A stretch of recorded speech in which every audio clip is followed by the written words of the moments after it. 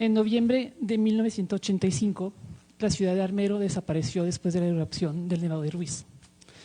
Yo tenía 17 años y como todos miré en la televisión a Omaira Sánchez agonizando durante 3 días y muriendo. Eso cambió el curso de mi vida unos años después. Pero primero decidí trabajar en televisión. Ese aparatico, que muchos se acuerdan, pero solamente un aparatico que teníamos en la casa, 3 canales de televisión públicos, y todo lo que decía la televisión no lo creíamos, era la realidad que nos traían en las casas. Entonces yo quise trabajar ahí. Y empecé a trabajar con realizadores, actores, una vida de farándula. Y me encontré también con los problemas de política, de egos, de problemáticas, y sentí que ese no era mi mundo, eso era una telenovela. Entonces me fui para Bosnia. Una amiga me dijo, tengo unos amigos que tienen una ONG y están buscando gente para Bosnia, y para allá me fui, para el mundo real. Llegué a una ciudad de Bosnia. Bosnia es un país que en 1992 decidió proclamar su independencia frente al país grande, al hermano grande que era Serbia. Eso desató una limpieza étnica contra los bosnios musulmanes que duró 4 años. En la sola ciudad de Sarajevo, que era la capital, murieron 100.000 personas, fuera de las 500.000 que vivían allá, y 200.000 salieron de la ciudad. Yo trabajaba en Zenica, y Zenica era una ciudad multicultural, había bosnios musulmanes, había serbios, todos habían llegado a Zenica antes de la guerra y todos vivían allá desde hace muchos años. Y lo que hacíamos era distribuir comida a la gente de Zenica y la gente de los alrededores, íbamos a ciudades bombardeadas, sitiadas, aprendíamos sobre la marcha a hacer las cosas. En la época no había teléfono celular, no había redes sociales, nos tocaba imaginar cómo íbamos a hacer las distribuciones y llegar y hacerlas. En ese entonces aprendí la riqueza de trabajar con un equipo diverso y un equipo que, más allá de las problemáticas que tenía la guerra y que cada uno de ellos vivía todos los días, estamos juntos para ayudar, estamos juntos para hacer una diferencia. Lo que aprendí de esa vida con ellos, de esos 2 años que estuve allá, es que las guerras los hacen los odios, la acumulación de los medios que se vuelven odios. Y cuando empezamos a odiar, empezamos a odiar la diferencia, a odiar al otro porque no es como nosotros, porque no tiene la misma religión, porque no tiene el mismo color de piel. Y lo que aprendí es que si nos miramos hacia la humanidad, si reconocemos la humanidad entre los otros y si guardamos la nuestra, podemos hacer las cosas bien. Después de eso me fui para África. En 1994 hubo un genocidio de 800.000 a 1 millón de personas en Ruanda. Tutsis contra Hutus. Las 2 etnias vivían en el mismo país, pero se odiaban. Los Hutus mataron más de 800.000 personas y al poco tiempo los Tutsis retomaron el poder y la gente se fue. Los Hutus empezaron a moverse hacia los países aledaños y volvieron refugiados. Se fueron 1.200.000 personas. Yo llegué a una ciudad en Zaire, que es ahora República Democrática del Congo, y de lo alto de mis 29 años me volví jefe de un campamento de 110.000 personas. Imagínense ser alcalde de Duitama. De ahí la gente vive en casas de plástico, no tienen trabajo, no tienen comida, no tienen ropa, no tienen nada. Hay que darles absolutamente todo. Y cada 15 días me tenía que reunir con los jefes, estaban agrupados por sus pueblos y por las ciudades o los pueblos donde vivían ellos. Y cada 15 días, siendo la única blanca y la única mujer, me tenía que sentar con los jefes que todos habían sido los que habían fomentado el genocidio. Todos tenían varios muertos en sus conciencias.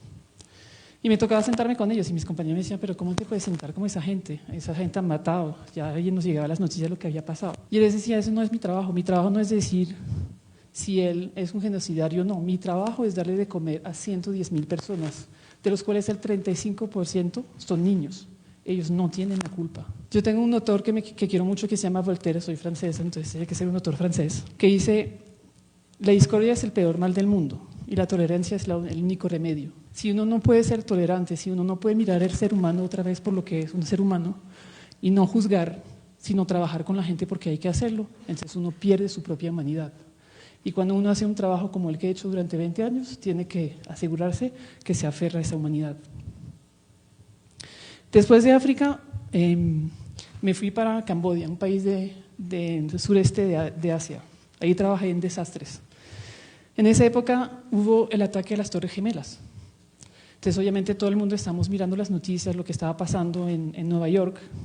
Y estábamos en una comida después de una charla que dimos y uno de mis compañeros cambodianos me preguntó, me dijo, ¿a ti no te parece horrible, opresivo lo que están haciendo las mujeres musulmanas, que tienen que poner una burka, que se tienen que vestir con algo que les tapa todo el cuerpo? Es una opresión, es horrible, ¿no te parece? Y dije, sí, estoy absolutamente de acuerdo.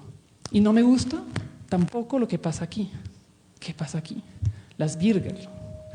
Las Birger eran esas niñas, 17, 19 años, en los restaurantes, que se veían un poco provocativa y que tenían el nombre de la cerveza como una reina de belleza, ¿no? Iban por el restaurante, iban dando bocaditos a los hombres, iban dándole algo de tomar, se sentaban en sus piernas o se sentaban al lado de ellos y les tenían que dar de comer. Obviamente eso a mí, ni cinco me gustaba, me parecía horrible, no quería ver eso y entonces yo no iba a comer con ellos. No decía nada, pero no iba a comer con ellos. Cuando llegaba el momento de cada uno para su lado, yo decía, no, estoy cansada, me voy a dormir. Me miró perplejo, no me quiso decir nada. Y yo vi que como una luz se encendió en su cabeza.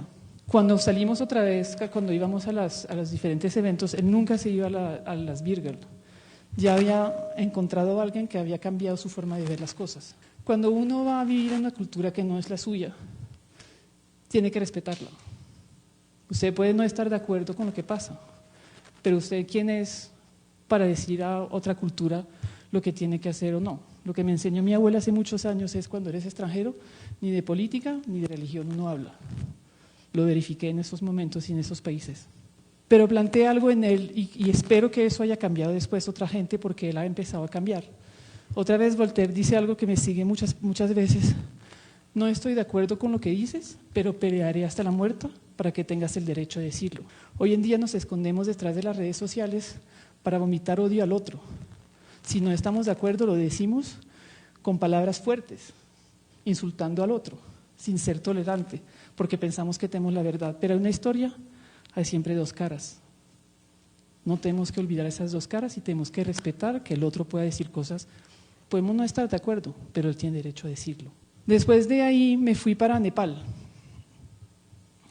Nepal es religión hindú. En la religión hindú hay castas. Es como los estratos, proporciones guardadas. Pero es un poco un mismo sistema, ¿no? Y en el sistema de castas están las castas bajas. Nosotros los extranjeros somos sin castas, pero ellos hay castas bajas. En las castas bajas no pueden ni tomar de la misma fuente de agua, ni comer en el mismo plato, ni comer en el mismo restaurante. No pueden acceder a ciertos trabajos, no acceden a la universidad. Y había muchas ONGs muchas ONGs extranjeras con voluntarios extranjeros que venían a ayudar a las castas bajas, a enseñarles a leer, a escribir, darles las oportunidades. Hasta algunos podían conseguir becas y ir a estudiar al extranjero. Sin embargo, esa gente, castas bajas que iban a estudiar a Estados Unidos o a Francia o a Italia, donde sea, no podían volver, porque cuando volvían no podían trabajar en los trabajos que habían aprendido, seguían siendo castas bajas, seguían siendo fuera del sistema hindú. Entonces, a veces tenemos que cuidar que a veces queremos hacer el bien, pero lo que hacemos es un mal peor. Yo puedo volver a mi casa cuando quiero, yo soy francesa y el día que quiero ir a ver a mi familia puedo. Esa gente era mucho más difícil. El volver implicaba muchas otras cosas. Ser desarraigado o refugiado no es un estado que uno quiera tener, porque eso quiere decir que no puede volver. Entonces hay que tener mucho cuidado cuando uno quiere ayudar, de realmente ayudar y de hacer lo que el otro necesita, no lo que uno piensa que necesita. Es una diferencia muy grande. Sigo en mi recorrido de 25 años. Después de Nepal, estuve en Malasia, un poquito después. Y fue de los trabajos más desgarrador y gratificante de mi vida. Trabajé con mujeres víctimas de trata. La víctima de trata, lo que pasa es que eran mujeres que iban a Malasia a trabajar en las casas de gente, a cuidar sus niños o sus casas, pero caían en redes de traficantes, que les dice, gracias a Facebook y gracias a las redes sociales, vengan aquí, hay un trabajo, somos una agencia de empleo, y si vienen aquí les daremos un empleo. Y esas mujeres van, ¿por qué? Porque necesitan darles una mejor vida a sus hijos. Y la única forma de hacerlo es salirse de esos países pobres, que son Camboya, que son Filipinas, que son China, y se vienen a trabajar a esos países que les proponen y caen en las manos de los traficantes. ¿Qué pasa cuando llegan? La primera cosa que hacen es quitarles el pasaporte. Entonces no tienen posibilidades de salir. Las meten en casa, si tienen suerte es una buena casa, si no tienen suerte muchas veces es una casa donde van a ser maltratadas, donde no les dan de comer, donde duermen en el suelo, donde no se pueden quejar, donde no hablan el idioma, donde no tienen redes de apoyo, donde tienen una embajada que apenas las puede ayudar porque esos son países tan pobres que no pueden hacer nada. Si se quejan, las acusan de robo y las metes en el centro de detenciones y le dicen usted se tiene que volver a su país, pero tiene que pagar el tiquete. Pero como nunca les han pagado, pueden pasar años ahí. Y las que sí son denuncias, y sí podemos decir desde las ONGs o los organismos que sí han sido tratadas, acaban en centro de mujeres protegidas por el gobierno en casas, en una casa que había para mujeres víctimas de trata. Un día me llamaron de la oficina de mi organización en Nigeria diciendo hay una niña que llegó aquí y está en problemas. Ella había respondido a una entrevista en Facebook para venir a estudiar y a trabajar con una beca. Y vino a Malasia, llegó allí y cayó en una red de traficantes que la querían que se prostituyera. Larga historia corta, ella consiguió salir, conseguimos traérnoslas, llevárnoslas, pero no tenía pasaporte. Entonces tocaba pasar por el gobierno, estamos trabajando con el gobierno y con la Casa de Mujeres Víctimas de Trata. Y dije, mira, te toca pasar por ahí y te toca hacer la denuncia. Ella lo hizo, acabó en la casa, pero era una mujer africana en la mitad de Asia. Estaba rodeada de mujeres de Camboya, de Vietnam, de China, de Indonesia, que no hablaban el idioma, ella no hablaba el mismo idioma, no tenía el mismo color de piel. Me llamó un día desesperada diciendo, necesito productos de belleza para mí, porque ella no tenía ningunos productos, tenía el pelo hecho una locura, se sentía con la piel seca, se sentía en su dignidad, que no llegaba a encontrarla, porque no tenía los productos para una mujer negra en un país de mujeres asiáticas. Se lo hice venir y ya como que encontró otra vez su dignidad y empezó a trabajar con las mujeres. Aunque ellas la trataban mal por ser diferente, ella consiguió llegar a estas mujeres porque tenía más educación, tenía más estudio, empezó a dar clases de inglés, empezó a tejer y aprender a tejer con ellas muñecas, las ayudaba con los testimonios, hizo una obra de teatro que presentamos a la ministra de la Mujer para darle a entender cuál era la problemática de las mujeres tratadas en Malasia. Ella nos ayudó mucho también a entender lo que estaba pasando en ese centro porque había muchos abusos. Esta mujer me enseñó lo que era, otra vez, ser tolerante y ser resiliente. Porque ella toleró todo lo que las otras mujeres le dijeron a ella durante ese año porque le tocó quedarse un año entero en ese centro. Y fue resiliente porque todo lo que le pasó y toda esa injusticia y todo ese trauma la volvió más fuerte. Hay una frase que dice, dime quiénes son tus héroes y te diré qué llegarás a ser. Ella es una de mis héroes. Por fin, después de un año, consiguió irse a su casa, denunció en Nigeria lo que estaba pasando y le tocó otra vez coger a sus gemelos y desaparecerse porque la están buscando los traficantes. Después de todo eso, y lo guardo un poquito para el final, Colombia. En los últimos 20 años de mi vida he pasado 12 en Colombia. Y lo increíble de mi historia con Colombia es que he venido en 4 tiempos diferentes. Estuve aquí en el 98, haciendo brigadas de salud en el río Putumayo. De un lado estaban los paramilitares, del otro lado estaba la guerrilla y en la mitad, allá al fondo, estaban los militares y preguntándome lo que pasaba de los dos lados. Empezó un médico con nosotros, su rural. Después de un año salió con el pelo blanco. Pobre hombre, una presión tenaz que tenía ahí. Y lo que nosotros hacíamos es ir a ver a la gente que no veía médicos, íbamos de pueblo en pueblo a verlos, guardando nuestra neutralidad porque si no nos iban a sacar. Estuve aquí después haciendo proyectos para desplazados. En el 2002-2004 llegaban 50.000 desplazados anuales a Bogotá. Trabajamos con ellos proyectos de emergencia, empezamos a hacer rehabilitación.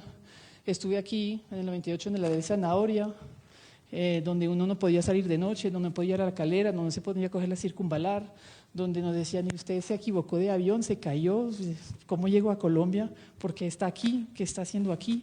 Estuve aquí en la bomba del Nogal, en la toma de Mitú, estuve aquí con las caravanas a Colombia, cuando por fin los colombianos podían coger la carretera e irse hasta las rutas del sol. Estuve aquí en el 2012 cuando empezó el proceso de paz, estuve aquí cuando salió Ingrid Betancourt y los otros secuestrados. Y aquí estoy hoy desde el 2012 viendo ese país que está todavía otra vez evolucionando con todo lo que he vivido y lo estoy viendo aquí. Y cada vez que vengo veo esa evolución y vengo con una nueva imagen dadas las experiencias que he tenido. Hoy en día Colombia está en la OCDE, Colombia es un país donde llega la inversión, Colombia es un país donde hay una diversidad, una biodiversidad tan grande que es un país que está lleno de turismo. Yo en toda mi carrera no había visto esa evolución de un país y Colombia me la dio. Y eso para mí ha sido un gran regalo, uno de los grandes regalos que me ha dado Colombia. Mi padre durante 15 años me preguntó si un día iba a tener un trabajo de verdad, si iba a sentar cabeza, si iba a tener una familia, una mujer que no estaba casada con 30 años, eso era complicado en mi época. Pues me tocó decir hace poco que nunca encontré un trabajo real, pero una pasión. Mi familia es mi casa. Mi esposo, boyacense, y mis 2 hijas son mi casa. Y senté cabezas con mi familia, porque donde estoy con mis hijas y con mi esposo es mi casa, como el caracol, llevo la casa colgando de la espalda. Hace 25 años me fui pensando que iba a salvar el mundo. Qué utopía, ¿no? Porque al fin y al cabo experimentar el mundo es lo que me salvó a mí. Muchas gracias.